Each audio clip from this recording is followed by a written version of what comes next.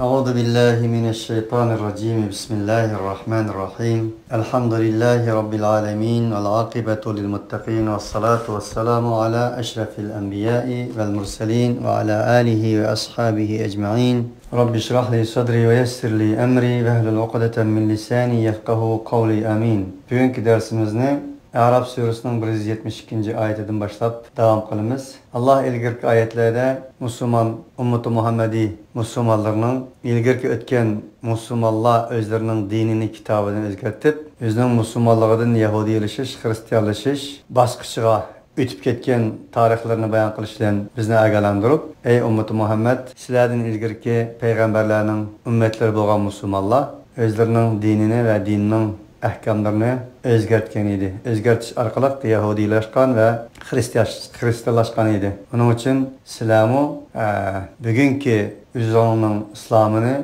Kur'an'ını tevil kılış ve özgertiş arkalık silahının düşmanını boğan Xitaylaşışının aldığını elanla degenini uqturmaktaydı. Bu ayet şuna bilan birge 172. ayet. Bizning kichigimizning Allah atı boğullarımız tarafından uqtirilgan qalu balada anda depken, qalu balada manda depken deydigan bir meşhur ayetlerden biri, lekin maalesef ularning degini bilan ayetning munosabati asman ziminning arlig'ilik uzak. Şuna bu qalu bala ayetlerden bizning atı boğullarımızning bizga yetkizgan seviyesiga elip aytganda bu aqlimizni qasın üçün aşnaq dedim. Ayetning özü şu. Allah subhanahu ve taala yukarıda degenimizdek, endi bu ayette barlıq insaniyetke, insaniyetning ballarga ularning kelip chiqishi ve ularning tug'ilishdan başlap qaysi bir holatda tug'ildiganligi, ularning beshidan ma'naviy jihatda qandaq ahdi to'xtamlar o'tganligini bayon qilgan ayetdir. Allah subhanahu ve taala bu yerda deydiki: "Ve id akhadha rabbuka min bani adama min zuhurihim zurriyyatahum ve ashhadahum ala anfusihim. Alastu bi rabbikum?" قالوا بلى شهدنا أن تقولوا يوم القيامة إنا كنا عن هذا غافلين. Muhammed aleyhissalatu vesselam şu bir vaktini esletkin ümmeti Muhammed'ke. Senin Rabbin Adem ballardan, ulanın uçullardan zürriyetehum, ulanın evlatlarını çıkarış arkalık ehd aldı. Ve eşhedehum ala anfusihim. Ulağa özlerinin nefslerini şahit kıldı. Ve ula özlerini şahit kıldı. Allah subhanahu ve taala olağa dedi ki: "Elestu bi rabbikum?" Men sizlarning Rabbinglar emasmi? dedi. Ularning özüge şahit olganligi için qalu dedi ki: "Bala, elbette sen bizning Rabbimizdirsen. Şehidna, biz şahit bulduk. Öz nefslerimiz bununla hem şahit" dedi.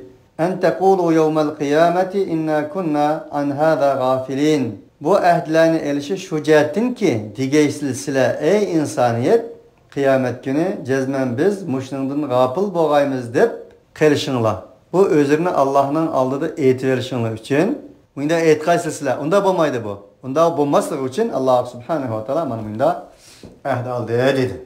Bu ayet biraz tefsir ve izahlaşka layık olan ayetlerden bulup, ve Allah subhanahu wa ta'ala nim demekçi degende, müfessirler bu ayet doğrusunda Adem aleyhissalatu vesselam'dan Allah ta Adem aleyhissalatu vesselam'dan tatıp kıyamet günü kadar kilediğen evlatlarını Allah subhanahu ve taala özünün ruhi dünyasında ularını jığıp ulardan mana bu şundak ehdi ağallığı sözlenedi müfessirlerin köpünçilerde. Ama bu yerda o müfessirler bir qancha hadislarga müracaat qilish orqali buni deydi. Lekin bu yerda Allah subhanahu ve taolaning da'vatgan oyatida aniq shuni ko'rib olamizki, Allah Taala bu yerda Adem ballardan dedi. Adem aleyhisselamdan dedi, demedi. Min bani Adem'e dedi. Min Adem'e demedi. Demek Adem ballarının uçusundan ularning avlodlarini chiqarib, ularni öz nefsilleriga şahit kılıp men sizlarning Rabbinglar emasmi dedi. Ondaqda bu yerdan maqsad Adem emas, Adem aleyhissalatu vesselam'ning kelgisidiki avlodlari.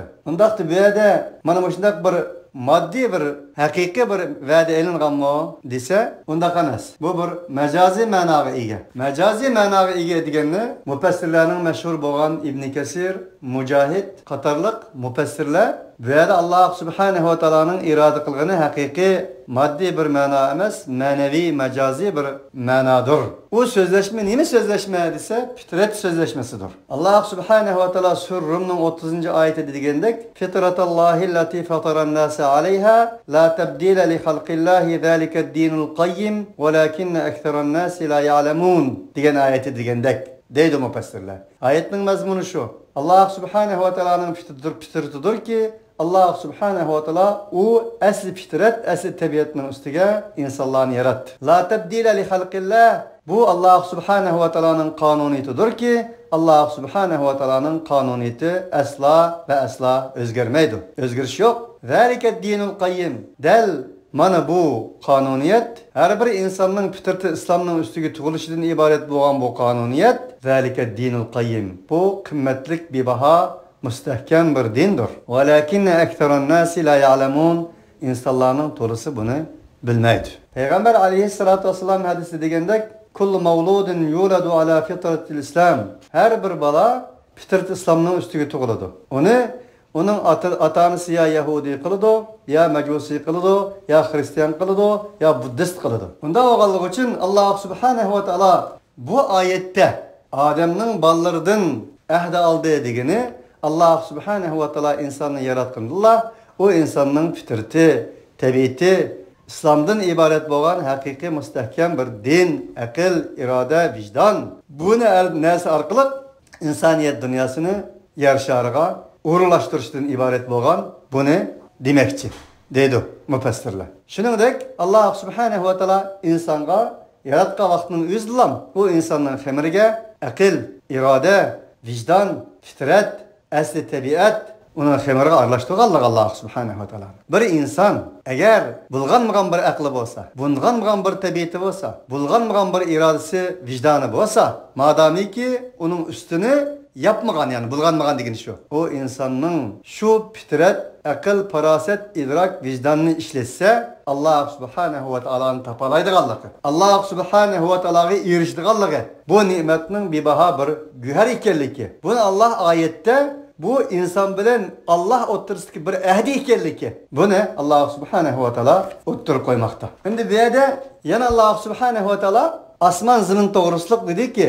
"Summastava ila samai va hiya dukhanun faqala laha wa lil ardi atiya tawan aw karha qalata atayna ta'in" dedi. Alloh subhanahu va taolo "Summastava ila sama" osmon tarafga qaror elvidi. Va hiya dukhanun, o osmon jismi o vaqtda bir tütün o'xshash bir gazdan iborat edi. Faqala laha wa lil ardi atiya. Alloh subhanahu va taolo o osmonga va zaminga dediki, "Etiya, sizlar ixtiyoriy majburiy bo'lgan holatda menga itoat qilish ya qilmaslik o'zingizning ishi. Ama kilanlamanga ixtiyoriy majbur bo'lgan holatda" dedi. Qalata atayna ta'in. Osmon zamin Alloh subhanahu va taologa dediki, "Itoat qilmamdigan ey Alloh, biz sizlarga itoat qilgan holatda albatta kelamiz" dedi. Bu yerda osmon zaminning Alloh subhanahu va taologa qanda deganligi, qanda demaganligi, qalata degani buni haqiqiy ma'nosini olsak bizga o'xshash so'z bilan, og'iz bilan, til bilan degan nuqtada. Ammo bu yerda bir kinoya, majoz bo'lganligi hammamizga ma'lum. Yana Alloh subhanahu va taolo "Inna aradna al-amanata 'ala as-samawati wal-ard wal-jibali fa-abayna an yahmilnaha wa ashfaqna minha wa hamalaha al-insan innahu kana zaluman jahula." Biz osmon zaminga amonatni to'g'ri qildik. Qur'oni Karimdan bo'lgan iborat bo'lgan amonatni, risolat amonatini, vahiy amonatini to'g'ri qildik. "Alas-samawati wal-ard." Osmon zamin bundan iboh qildi. O'zi aytdi, ammo buni inson ko'tadi dedi. Bu yerda osmon zaminning Alloh subhanahu va taologa o'zi aytgani yoki uningdan bosh tortgani, bu Alloh bilan inson osmon zamin o'rtasidagi bir aloqa. Bu bir majoz. Uningdan haqiqiy ma'noni biz o'pog'ili bo'lmaydi. Shuningdek, va Alloh subhanahu va taoloning butun yuzlik insoniyat dunyosiga nisbatan unga pok vijdon berganligi, oyatda degandek haqiqiy iymon islomdan iborat bo'lgan fitratning ustiga yaratganligi va shundaqla ularni ashhadahum ala anfusihim o'ziga o'zini shohid qilganligi oyatda aniq deyilmoqda. Uning uchun har bir payg'ambar insonlarni islomga chaqirgan chaqirganida, her bir kitap insanlarni islomga chaqirganida, islomga chaqirdi demek, o'ziga chaqirdi demek. İslamga chaqirdi demek, fitratga chaqirdi demek. İslamga chaqirdi demek, aql idrakka chaqirdi demek. Qur'onda nima dedi Allah subhanahu wa taala fitratni? Zalika dinul qayyim dedi. Fitrat dindir. Din fitratdir. Bunun uchun en ahirda bizga elip kelgan Muhammed aleyhissalatu vesselam'ның ilahi kalami hem hiç qanday bir insanның fitratiga, tabiatiga, aqli irodasiga, vijdoniga xilop bir narsaga amr qiladigan bir kitobdan-chi emas. Shu bu ma'nodan elib aytganda vahiy, Qur'oni Karim bir zimin, vijdon uning suyi yoki vijdon bir zimin, vahiy uning yomg'iri. Vahiy bilan agar bu Qur'oni Karimdan iborat bo'lgan vahiy bilan saf vijdon, fitrat, asl tabiat birlashsa, insonning saodati bo'ldiganligi, insonning jannati bo'ldiganligi, insonning hayoti o'limsiz yashaganligi, insonning har bir muaqqat narsalari muhabbatga aylanganligi. Buni Alloh subhanahu va taolo bu oyatda bizga zikr qilmoqda. Uning uchun inson nusyandan mushtaq. Nusyan demak unutilmoq demak. Uning uchun samoviy vahiylarning hammasining ismi zikr. Qur'onmi zikr, Tavratmi zikr, İncilmi zikr. Xuddi Qur'onning bir sifati ismi Furqon bo'lgandek, İncil, Zabur, Tevrat bular ham Furqon. İlgirde ayetler o'tdi bu to'g'risida. Nimani asıltıdı bu vahiy? Qur'oni Karim nimani asıltıdı desa, insonlarga unutilgan narsani asıltıdı. Xo'sh, unutilgan narsa nima etamsa? Unutilgan narsa dal fitratdi. Dal fitrat dinti. İnsan o'zini unutilganti. O'zini unutilgan insonni Qur'ondan iborat bo'lgan bu zikri o'ziga chaqiraydi. O'zini tepishqa, o'zini tunishqa. Man arafa nafsahu faqad arafa rabbah. Uning uchun deyiladi, kimki o'zini tunisa, Rabbini tuniydi. Va fi anfusikum afala tubsirun. Sizlarning o'zingizda albatta Alloh subhanahu va taologa elib boradigan bir barmoq sharti vardır. Sizlarning o'zingizlar Allah'a işaret kılıdı. Efela tubsirun, aqlingni ishlamamdi. Aql parastinglar, aql idrakinglar buni qabul qilmamdi. O'ylab bakmamsizlar degan edi. Undaqda ilgari deganimizdek barliq payg'ambar va vahiy insonni diniga chaqirdi demak, insonni o'ziga chaqirdi demak. İnsan unutdi demak, o'zini unutdi, dinini unutdi, fitratini, vijdonini, tabiatini unuttu demek. Dinden çıktı demek. Dinden uzaklaştı demek. Özüden uzaklaştı demek. Onda oğallık için bugün dünyada insanlar özüden, insanilikinden, fitratinden, tabiatinden, vicdanından uzaklaşkanlık için qanday olatı da dese, muhabbetni muakkatga, altınni ahlatga, kümüşni külge o'zgartiradigan, shuni setitlaydigan, shuni yengishlaydigan holat kelib ketdi. Nima uchun? O'zidan uzoqlashganligi uchun. Fitrat va asli tabiatidan uzoqlashganligi uchun. Bu ma'nodan olib aytganda, musulmon demak, mu'min demak, o'z fitratini, o'z tabiatini, o'z vijdonini saqlab qolgan, uni o'zgartmagan, shuning bilan yashagan inson demektir. Yani bir ma'nodan olib aytganda, insonning hammasi oyatda degandek, mayli qaysi millatdan bo'lishidan qat'iy nazar, qaysi geografiyalik o'rinda bo'lishidan qat'iy nazar, kichik bola tug'ilgan chog'da musulmon tug'iladi. O sizning qarindoshingiz bo'ladi. Qaysi millatdan bo'lishidan qat'iy nazar, u agar kichik vaqtida o'lib ketsa, musulmon qarindosh o'lib ketgan bo'ladi. Musulmon bir shaxs, musulmon bir fard o'lib ketgan bo'ladi. Uning uchun bu yerdagi ahdi paymon Alloh subhanahu va taoloning insonlarning o'g'illarining ufchillaridan chiqargan insonlarni o'zlariga shohid qilish orqali o'zining Rabb ekanligini e'tirof qildirib ahd oldi degani Allah subhanahu va taoloning o insonga azalda yaratqandilar, yaratgan soat minutdilar, aql, idrak, farosat, fitratni berganligidan bahs qildi desa xatolashmaymiz. Shuning bilan birga Alloh subhanahu va taolo yana ba'zi ulamolar buni deydi, vahiy, ya'ni barliq vahiy insonning teshidiki o'qiladigan bir vahiy, ama aql bo'lsa insonning ishidagi vahiy.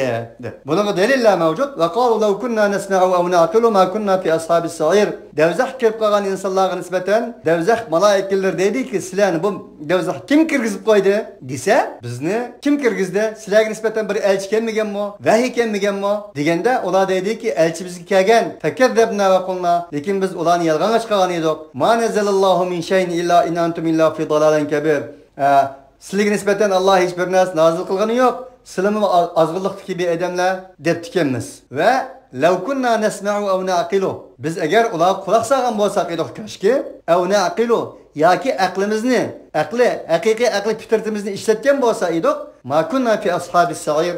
Mana mushu davzaqda bo'lmaydi deb mana shunday deydi ahli davzaqlar deb Alloh subhanahu va taolo suratul mulkda mana bunda bayon qildi. Unda o'g'anlar uchun bu yerdagi ahdi Alloh subhanahu va taoloning nima deganda aql, idrok, farosat va oyatda va hadisda bayon qilingandek fitratdir. Aw taqulu innama ashraka abauna min qablu wa kunna zurriyatan min ba'dihim afatuhlikuna bima fa'ala al-mubtilun. Yoki degaysizlar hakikaten şirk keltirdi bizning ota-bobolarimiz bundan ilgari va bizmi ulardan keyin ularning avlodi bo'ldik. Afatuhlikuna sen bizni bima fa'alal mubtilun ana ashu batil ota-bobolarimiz qilgan sabab bilan bizni halok qilamsan deb bizning oldimizga o'tib olmasliging uchun Alloh subhanahu va taolo sizga nima va'da fitratdan iborat bo'lgan bir ahdini saf vicdandan iborat bo'lgan bir ahdini sizlardan oldi dedi. Ve kedalike nufassilul ayati ve leallahum yerciun. Ve şunundaki biz tefsili bayan kılınız biz ayetlerimizni.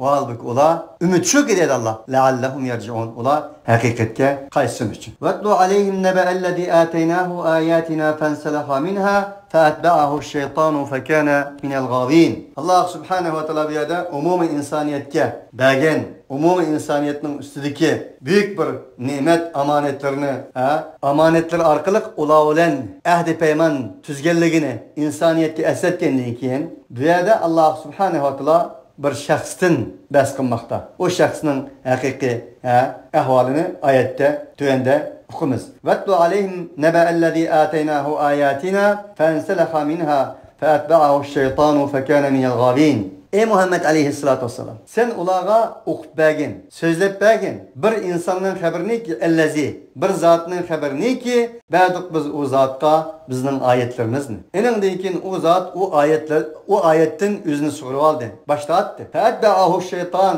u shaytonga ergashdi. Fakana minal ghavin u azg'ichlardan bo'lgan edi. Sen mana shunday bir zot o'tgandi, shu zotning xabarini sen ularga qanday qilgan tilovat qilib bergan dedi. Bu oyat asbabın nuzulida hazır demekçi bo'lgan asbabın nuzulida bunu keyin deymiz. Bel'am ibn Ba'ura ismli bir olimning Musa aleyhissalatu vesselam bilan davrdosh bo'lgan bir olimning qilmish harakatlardan bahs qilgan bo'lsa-mu, ammo bu oyatning mazmuni har zaman va har makondagi o'zining bilgan ilmini haq uchun emas, batil uchun ishlatgan, o'zining bilgan bilimiga amal qilmagan, amalsiz şeytan mollalarning hammasiga qartilgan oyatdir. Oyatning asbobi nuzuli shuni deyildi. Musa aleyhissalatu vesselamning zamanida Bel'am ibn Ba'ura ismli bir olim o'tgan edi. Bu olim hakikaten olim edi. İnsanlar bunun ilmini, ma'rifatini tunaydi ve o'z davrida ona nisbatan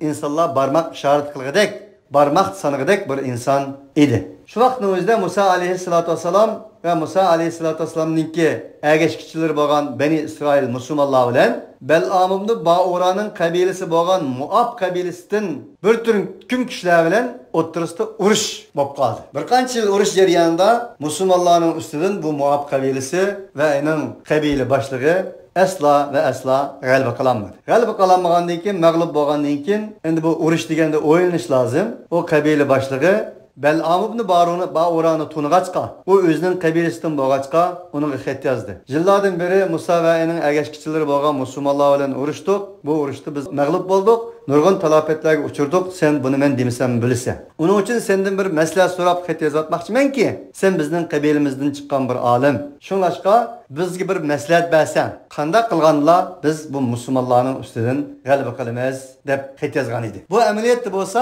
Bel'am ibn Ba'uraga ağır bir sınak idi. Bir yan qarşı Müslüman qarindoshları, yani bir yan qarşı milleti, ırkı, qabilasi. Derken bu xatni o'qigandan keyin Bel'am ibn Ba'ura o'zining bilgan haq ilmini, o'zining menayotgan to'g'ri yo'lni ching tutmasdan qabilasining foydasi uchun uningga tuvandagidek maktub yozdi. Sizlar musulmonlarning ustidan g'alaba qilmoqchi bo'lsanglar, mening maslahatim shuki, qabilaning ichidagi barliq nachar ayollarni, fahish ayollarni bularga ishq selama. Shunday qilish orqali musulmonlarning askarlarining ma'naviyatini, ruhiyat dünyasını çirikleştiriyorsanlar bularning ustidan g'alaba qilasizlar deb maslahat berdi. Dal bu maslahatga asosan qabila boshlig'i o'zining ishidan chiqqan barliq fahish ayollarni musulmonlarning askarlariga nisbatan avatdi ve buzuqchilikqa ixtiyoriy majburiy holda qiziqtirdi. Eningdan keyin dal shunday degandek musulmon askarlari ularga berildi, hattoki dindan yenib ketgidek ahvollar bo'ldi. Yana bir tarafdan u fahish ayollar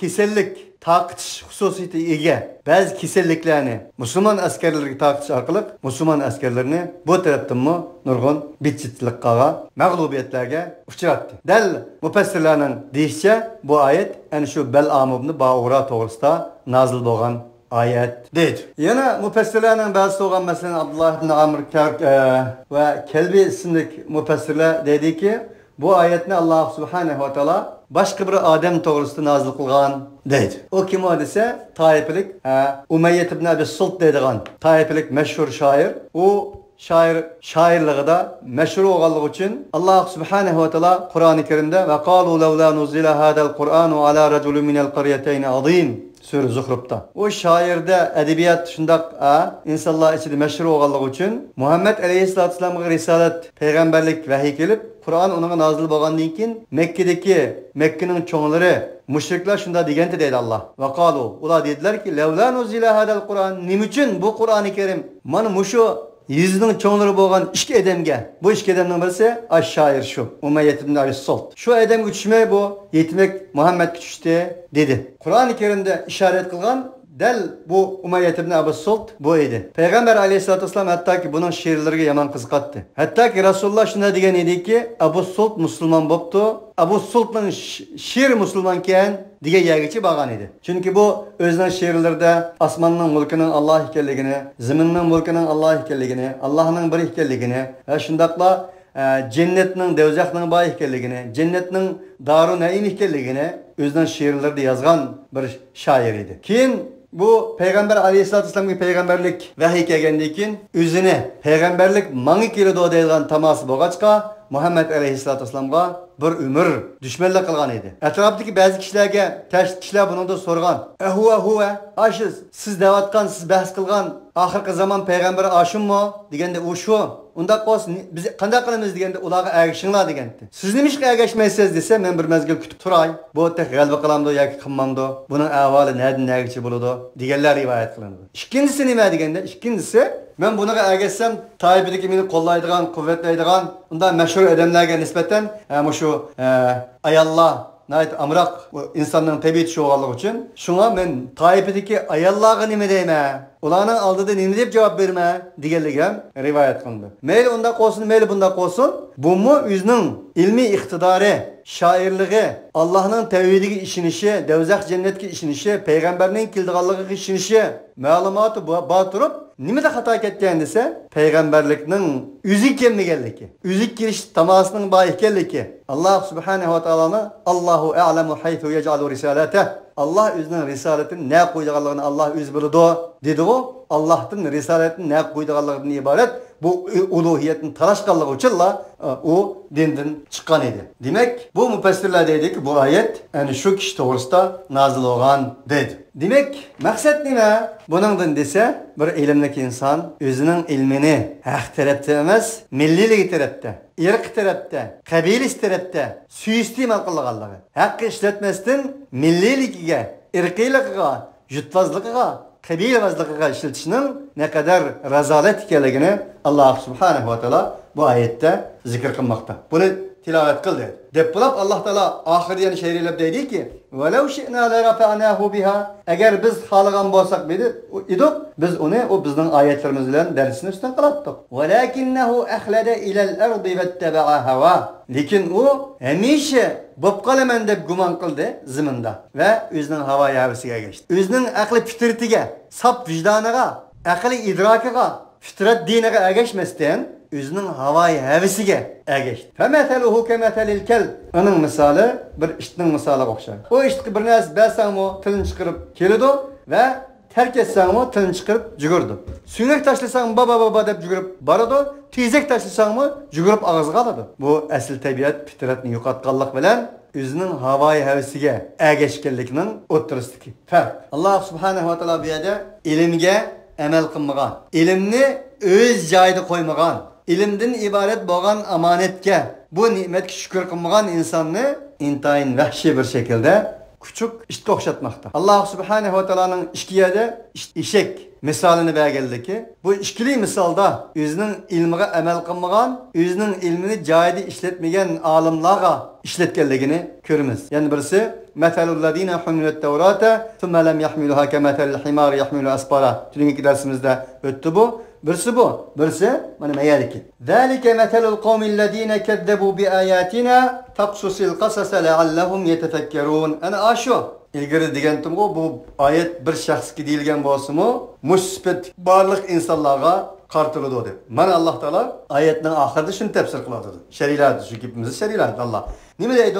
Masalul qawmillazina kezzebu bi ayatina. Aşu bir xalqning misoli ki yolg'onga chiqardilar ular bizning oyatlarimizni. Bu yerda Bal'am ibn Ba'ura Allohning so'zi yolg'on, u bu degan emas edi. Umayyad ibn Abi Sultmu dovzax yolg'on, jannat yolg'on, Allohning vahiy kelish yolg'on, payg'ambarlik avatish yolg'on degan emas edi. Alloh taolo bu yerda shuning amaliy pili qilgan ishini bizning oyatlarimizni yolg'onga chiqardi dedi. Alloh taoloning oyatlarini yolg'onga chiqargan süpütüde ibaret söyledi. Ola gerçi tilleri olan yalgan demigen bolsumu pili cihette kılıkları olan yalgan degen idi. Allah subhanehu ve teala bunu okşaş surette ifade kılmakta. Taksusil kasase leallahum yetefekkerun. Ey Muhammed Aleyhisselatü Vesselam, bunu kıskılıp ümmetini sözlep bergin. Leallahum yetefekkerun. Ümmet şu ki bunu bakar emez. Bu kısıdın iyisi çıkarsın ola. Yetefekkerun. Tefekkür kılgaylar ola. Akılını işletkeyler.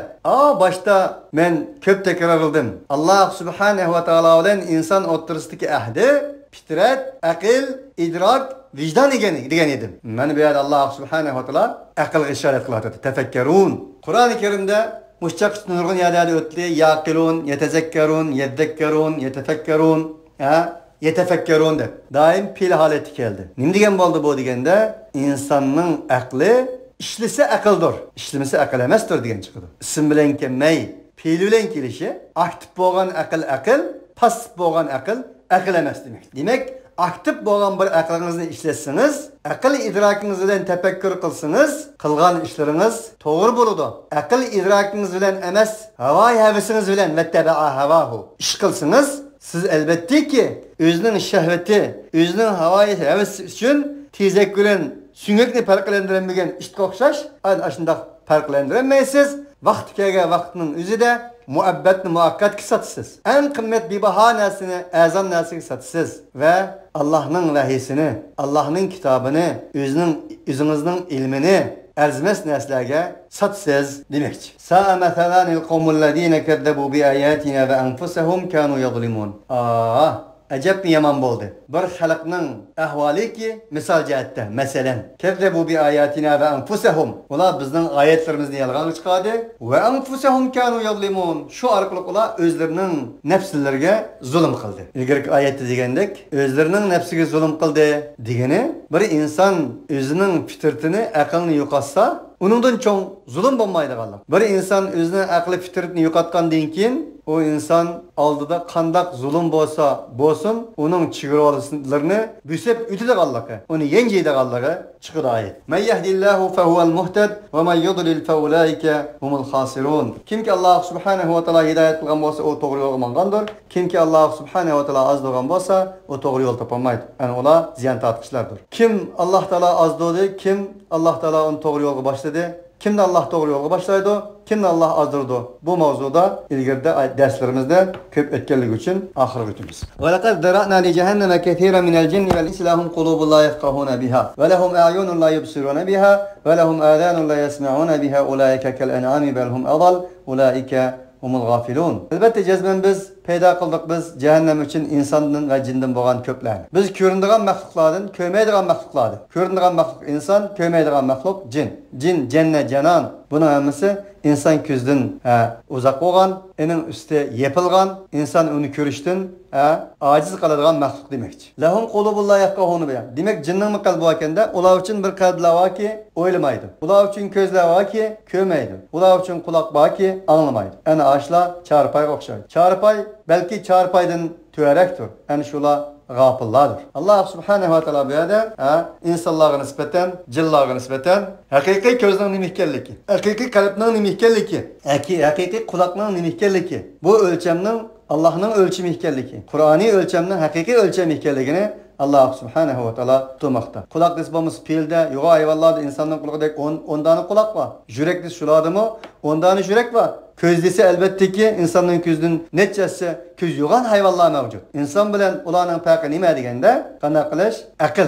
La yafqahuna biha. İdrak, haqiqiy fitrat, vicdan. Nima uchun ular hayvandan mı tüyerek dese? Hayvan dine karşı çıkmaydı. Allah'a karşı çıkmaydı. İnsana düşmanlık kılmaydı. Yemeydi. Birisi vahşilik kılmaydı. Ama insan çok. İnsan ne? Vahşilikten, hayvanlıktan ayırıp durduğun neyse? Del kalp, del fitrat, del vicdan. Şunda boğalık için Allah subhanahu wa ta'ala bu ayette şunu tekrarlamakta. وَلِلَّهِ الْأَسْمَاءُ الْحُسْنَى فَادْعُوهُ بِهَا وَذَرُوا الَّذ۪ينَ يُلْحِدُونَ فِي أَسْمَائِهِ سَيُزَّوْنَ مَا كَانُوا يَعْمَلُونَ Allah için güzel isimler var. Bu isimler ile Allah'ın çakırağına. Allah'ın 99 isim var. Kim ki onu ona amel kılsa bilse, yaşasa cennet gördü. Resulullah'ın hadisi. Elbette ki yani hadiste Allah subhanahu wa ta'ala'nın isminin 99 emesti ki. Bunun biz bilmeydiğin isimlerinin bağları çıkıyordu. Allahümme inni es'eluke bi kulli ismin halak semmeyte bihi nefsek ev enzeltehu bi kitabik ev allemtehu ahaden min halkik ev iste'therte bihi fi ilmil gaybi indik.